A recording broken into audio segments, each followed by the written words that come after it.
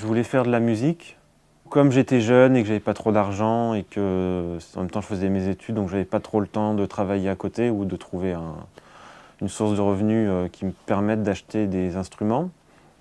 J'ai un peu cherché sur internet des moyens un peu détournés de faire des instruments facilement avec peu de connaissances en électronique et du coup j'ai découvert le circuit bending.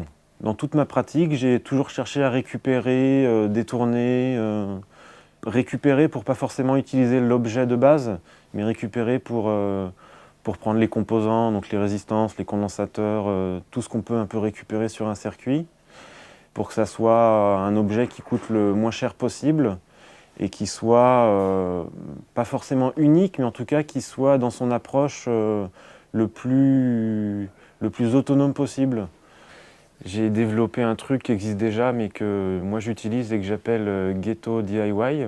Souder un circuit avec le minimum de composants et sans utiliser de PCB ou de plaque d'essai ou de support particulier pour les composants.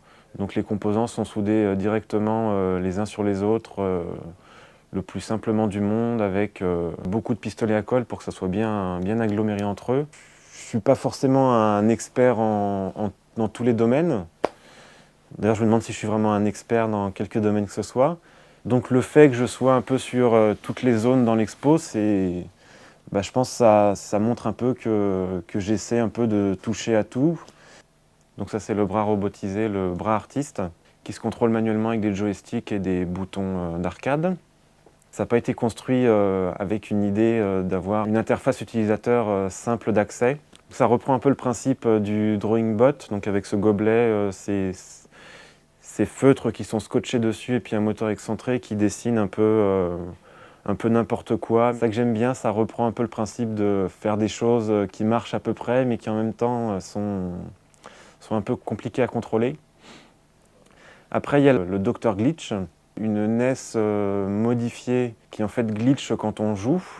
Donc le principe est assez simple, on fait des courts-circuits sur la puce graphique de la NES, donc un peu au hasard jusqu'à trouver un point qui change l'image ou qui la détruit. Sauf que là, je l'ai appliqué au principe du hardcore gaming, où justement le jeu devient plus compliqué parce qu'il y a des paramètres supplémentaires qui rentrent en compte, et du coup ça devient très difficile de contrôler le jeu et d'arriver à gagner. Donc si on peut rajouter une difficulté, à ce moment-là les gamers sont complètement fous et c'est ça qui est drôle, quoi. Et donc enfin il y a le pruneau, donc, qui est basé sur une recette de fabrication d'alcool en milieu pénitentiaire. C'est une recette assez simple. Il faut une orange, de la salade de fruits en conserve, du ketchup, beaucoup de sucre et quelque chose pour faire la fermentation, donc c'est de la levure boulangère. Ce pruneau est aussi augmenté, donc il y a des petites électrodes qui captent en fait la résistance du fluide. C'est de l'eau en fait, donc ça conduit assez bien l'électricité. Et avec l'alcool, je pense que ça va diminuer un petit peu et du coup le son sera assez différent. Donc il faut voir un peu cette pièce comme quelque chose qui s'écoute sur une durée assez longue. Donc ça encourage les gens à aller voir un peu régulièrement la pièce et voir les changements qu'il y a sur le son du pruneau. Je pense que le principe d'une install numérique ou d'un objet fabriqué à la maison, c'est qu'il y a une part d'humain dedans. Donc il y a cette part de